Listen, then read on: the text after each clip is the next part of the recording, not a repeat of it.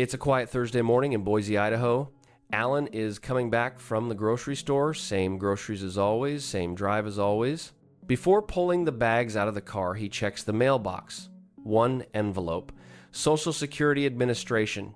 He already knows what it is before he flips it over. 3 weeks ago, a friend of his called, retired around the same time as Allan. Similar financial situation, nothing extravagant, nothing out of the ordinary. His friend had received a letter from Medicare. Not a normal adjustment. A charge he had never seen before, coming from a direction nobody had mentioned to him, not his accountant, not his financial advisor. A number high enough to sting. Check your mailbox, was all he said. If it happened to me, it's happening to you. Allan doesn't open it, standing there at the curb. The grocery bags stay in the car. He carries the envelope inside, sets it on the kitchen counter. Fills the coffee maker before touching it again, not because he needs coffee, but because some part of him has already decided this is going to require sitting down.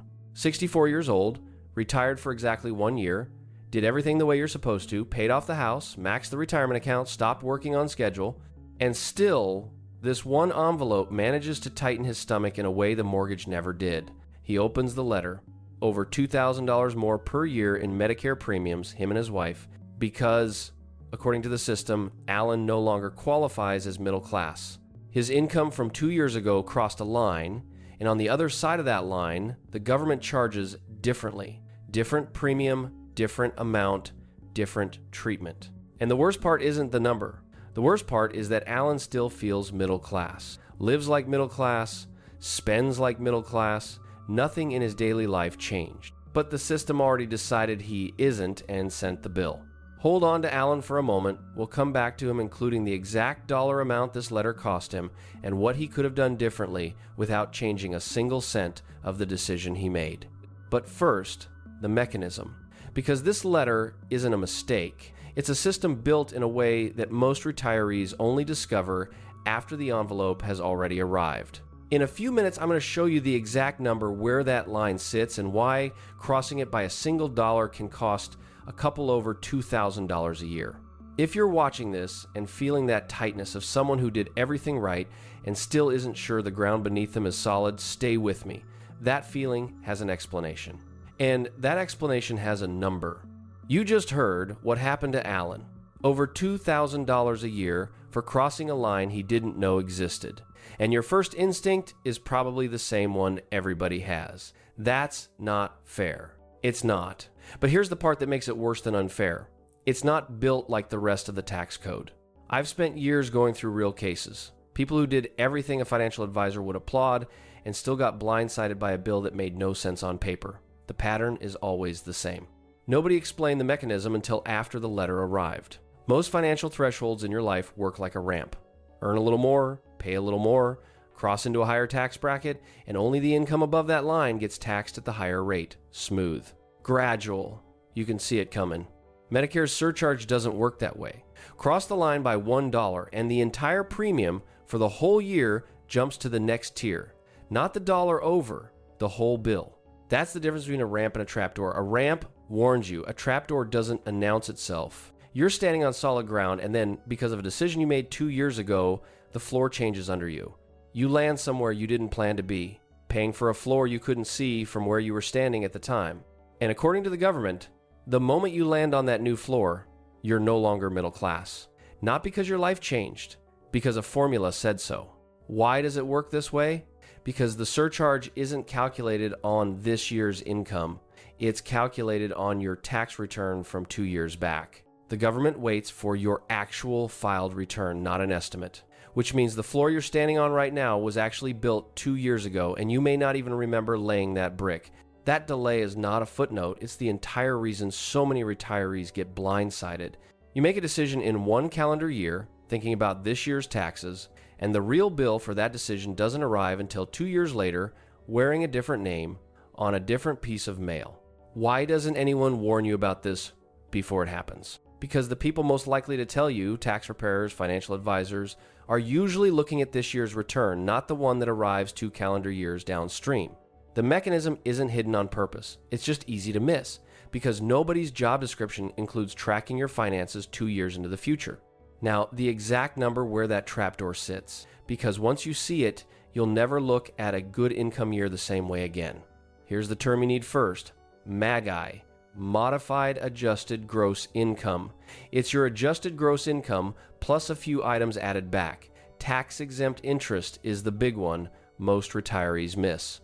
For most people close to retirement, MAGI ends up close to their taxable income plus whatever interest they earned on municipal bonds. For 2026, here's where the trapdoor sits. If you file as a single person and your MAGI from 2 years ago was above $109,000, you're on the other side of it.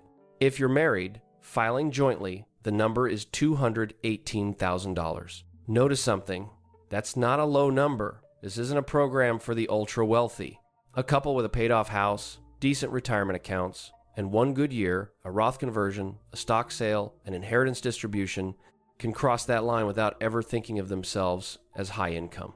Once you cross it, here's what happens. The standard Medicare Part B premium in 2026 is $202.90 a month. Cross the first threshold, and your premium jumps to $284.10. That's not a rounding difference. For a married couple, both on Medicare, crossing that first line adds up to roughly $2,297 a year combined. For being on the wrong side of a single dollar, let that sit for a second. $2,000 a year. Not because you spent more, not because you earned more going forward, because of where one number landed 2 years ago. Compare that to what actually changes in your life the year you cross it. Usually nothing. You don't get a raise, you don't get a new benefit, you get a bill. Put it next to something concrete.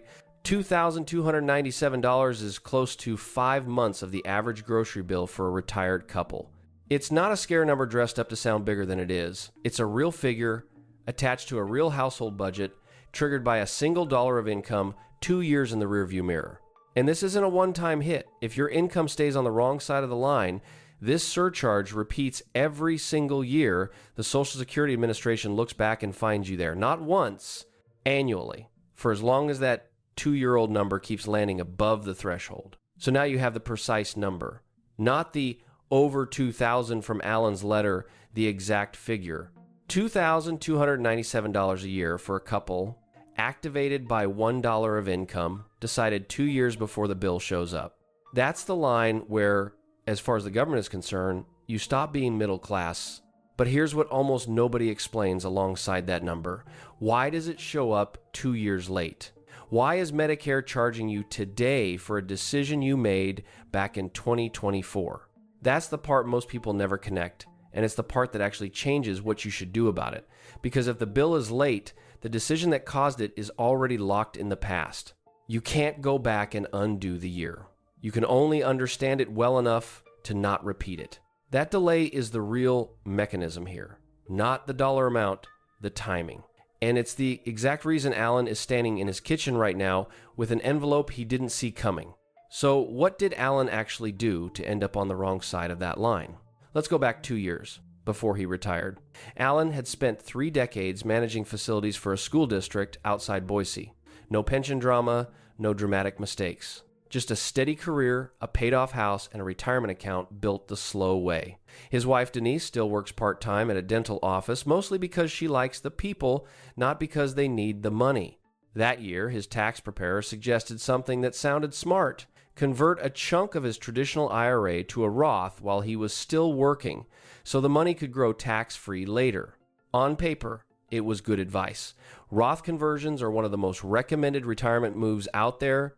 This is not a story about someone reckless. It's a story about someone doing exactly what he was told was smart and paying for a detail nobody flagged. Nobody mentioned what year it would show up on. Allan converted $40,000 that year. Combined with his regular income, it pushed his household MAGI to $226,000, $8,000 over the joint threshold. Not a huge overshoot, $8,000 on a return that otherwise looked completely normal. He didn't think about it again. Why would he? The conversion happened, the taxes on it were paid, the preparer filed the return, and life moved on.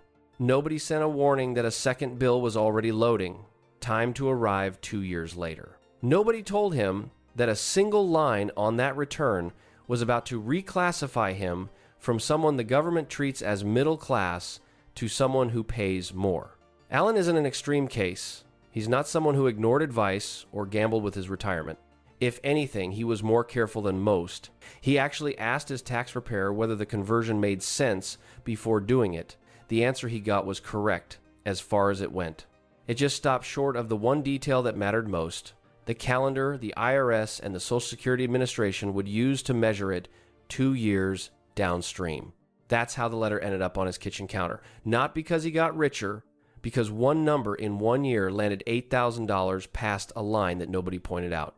We'll come back to Allan's final number, the exact cost in dollars, and the version of this where it costs him nothing. Same conversion, same amount, different outcome. If this is helping you see something you hadn't connected before, this is the moment to subscribe. YouTube won't keep showing you videos like this one unless you do. I'm not selling a course. There's no affiliate link waiting at the end. The deal is simple. You watch. I keep making these, because what's coming next is the part that actually explains why this keeps happening to people who are otherwise careful with money. And it's not a mistake in judgment. It's a mechanism most financial advisors never walk you through, because walking you through it doesn't generate a fee. You probably think the problem here is income. Earn less, avoid the trapdoor. That's the obvious read. It's wrong. The real problem isn't how much you earned. It's when the number that determines this landed versus when you can actually do anything about it. Two entirely different retirees, same lifetime savings, same total income across 10 years. One of them plans around the 2-year look back, one doesn't. The difference in what they pay Medicare over a decade can run into the tens of thousands of dollars. Same money, same discipline, different timing.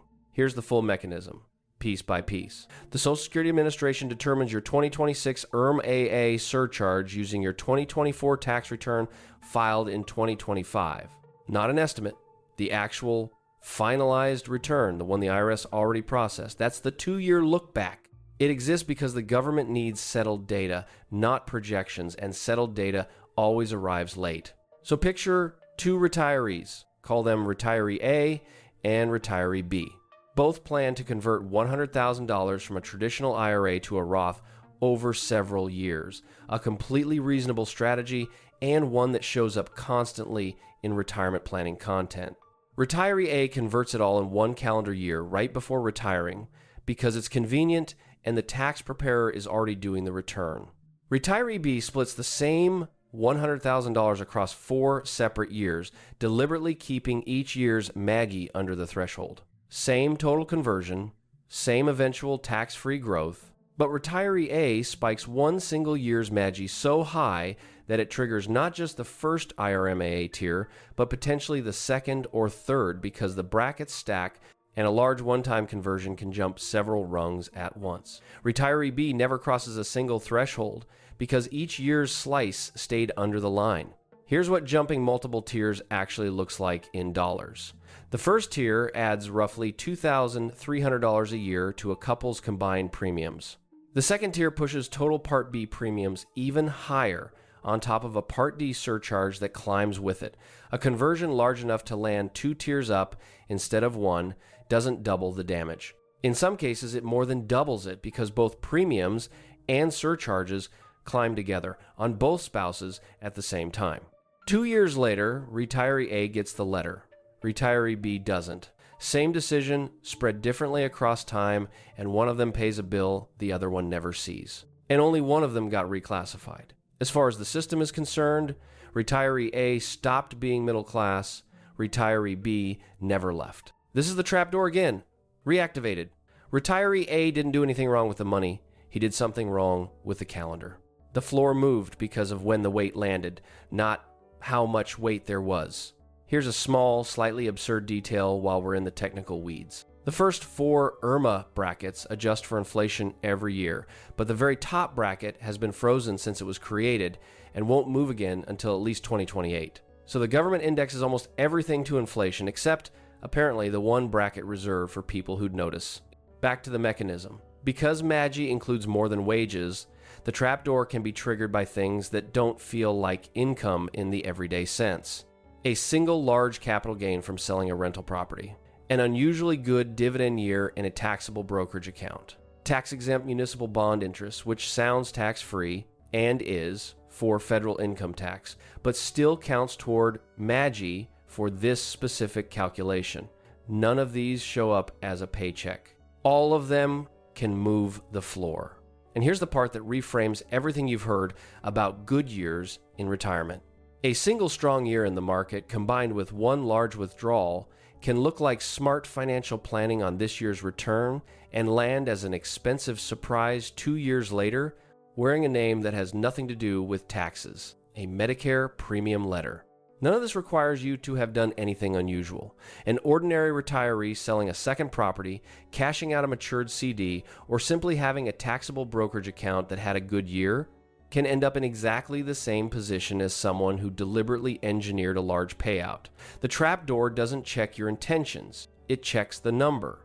But there's still one more layer, and it's the one that almost nobody explains alongside IRMA, because it involves a second trapdoor hiding in a completely different part of the tax code that can get triggered by the exact same decision in the exact same year. Here's the term for the second one: provisional income. It's a formula the IRS uses to decide how much of your Social Security benefit gets taxed. You take your regular income, add half of your Social Security benefit, and add any tax-exempt interest. That total is your provisional income. For a married couple filing jointly, once provisional income crosses $32,000, up to 50% of your Social Security becomes taxable. Cross $44,000, and up to 85% becomes taxable.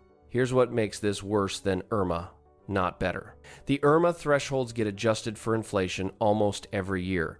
These Social Security thresholds do not. They were set in 1984 and have never moved since.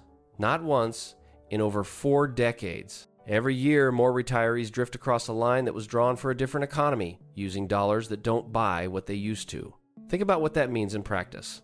In 1984, a household income of $44,000 was genuinely high for a retired couple. Today, that same number barely covers a modest retirement budget in most parts of the country. The line never moved. Everything around it did. Which means more retirees cross it every single year, not because they got richer, but because the dollar got smaller. In 1984, crossing that threshold meant you were genuinely wealthy. Today, it means you're a middle-class retiree who happened to have a good year in the market. So a Roth conversion, a large capital gain, a good dividend year, the exact same decision that can trigger IRMAA 2 years later, can also push more of this year's Social Security benefit into taxable territory immediately. 2 trapdoors, same trigger, different timing. One hits you this April, the other hits you in 2 years in the mail.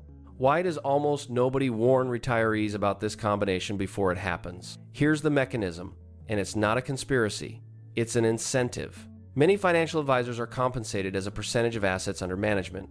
Their fee doesn't change whether you convert $100,000 in 1 year or spread it across 4.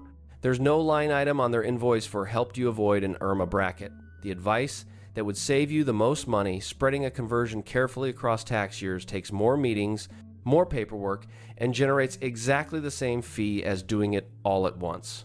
That's not malice. It's just how the incentive is built. The recommendation that's easiest to deliver and the recommendation that's cheapest for you are not always the same recommendation, and nobody's required to point out where they diverge. There's a second version of this incentive that's even quieter.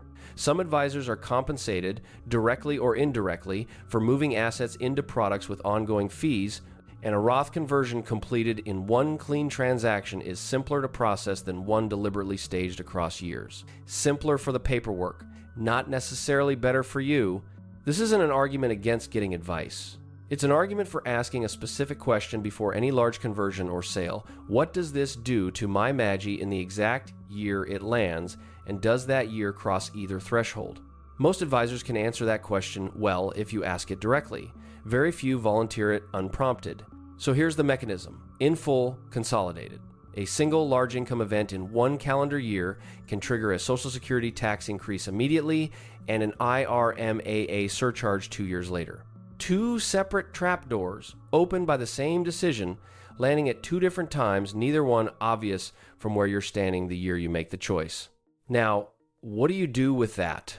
Remember Allan standing at his mailbox in Boise? His $40,000 Roth conversion, done in a single year, pushed his household Maggie to $226,000, $8,000 over the joint threshold. 2 years later, that $1 over-the-line moment cost him and his wife $2,297 in Medicare surcharges for the year. And because his provisional income also crossed the 85% threshold that same year, an extra portion of his Social Security benefit got taxed immediately, the same tax season.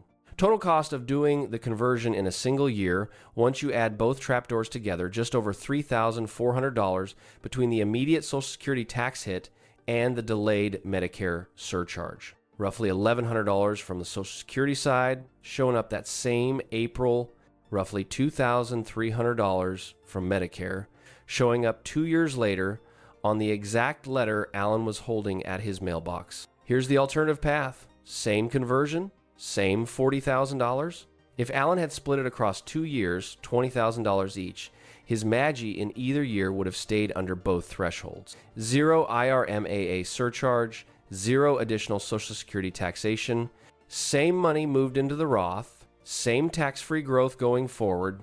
The only difference was which calendar page the number landed on. Same amount of savings, same decision fundamentally, over $3,000 apart purely because of timing.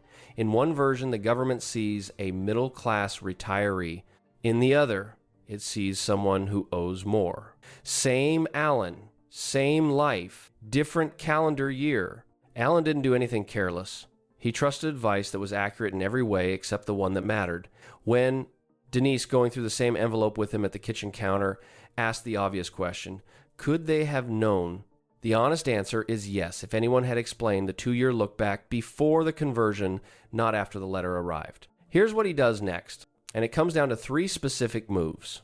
Takeaway 1. Before any year with a large one-time income event, a Roth conversion, a property sale, a big capital gain, project your MAGI for that specific year, not your average annual income.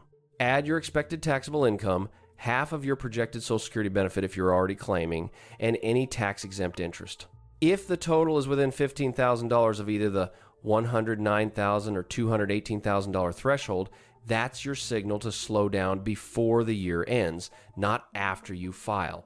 As an example, if your regular income and half your Social Security benefit already add up to $200,000, you have only $18,000 of room before you cross the joint threshold, not the $40,000 you might assume you have. Takeaway 2. If you're planning a large Roth conversion, split it across multiple tax years instead of doing it in one. Allan's $40,000 conversion, split into 2 $20,000 years, would have kept him under both trapdoors entirely. As a rule of thumb, aim to keep each year's total MAGI at least $10,000 below the nearest threshold. That buffer protects you from investment gains or unexpected income nudging you over by accident. Takeaway 3. If you've already crossed a threshold because of a genuine life change, retirement itself, a spouse's death, a divorce, or a documented drop in income, file Form SSA 44 with the Social Security Administration. It's specifically built to let you argue for a lower IRMAA determination based on your current situation instead of the 2-year-old tax return. Most people don't know this form exists. The approval rate for legitimate life-changing events is high, but only if you file it. The SSA doesn't apply it automatically. Retirement itself counts as a qualifying event, which means anyone who retired in the last 2 years and is now paying an IRMA surcharge based on their final working year's income may already be sitting on grounds for an appeal they've never filed. Notice what all 3 of these have in common. None of them are about earning less or spending less. Every one of them is about controlling when a number lands, not how big it is. That's the entire trapdoor, in reverse. The same mechanism that catches people off guard, used deliberately in your favor instead. Picture Allan again. Not at the mailbox this time, at his kitchen calendar, in January, before this year's decisions get made. Same house in Boise, same retirement, different posture. He's not reacting to a letter anymore. He's looking 2 years ahead at the floor before he steps onto it. That's the entire shift. Not more money, not less risk, just knowing where the trapdoor sits before your foot is already through it. Most retirees never get told the floor moves like this. They find out the way Allan did after the fact in an envelope with no way to undo the year that caused it. You don't have to find out that way anymore. Somewhere between the mailbox and the calendar is the only real difference between the two versions of Allan you've seen in this video, and it isn't luck, and it isn't income. It's whether he knew where to look before he stepped. You don't need a financial background to check where your own floor sits. You need the two numbers from this video, the thresholds, and a habit of asking before any large financial decision what your return will look like 2 years from now, not just this April. The safest retirement I've ever seen wasn't built by outsmarting the market. It was built by patience and by refusing to be impressed by the noise. It's going to be boring. It's going to work.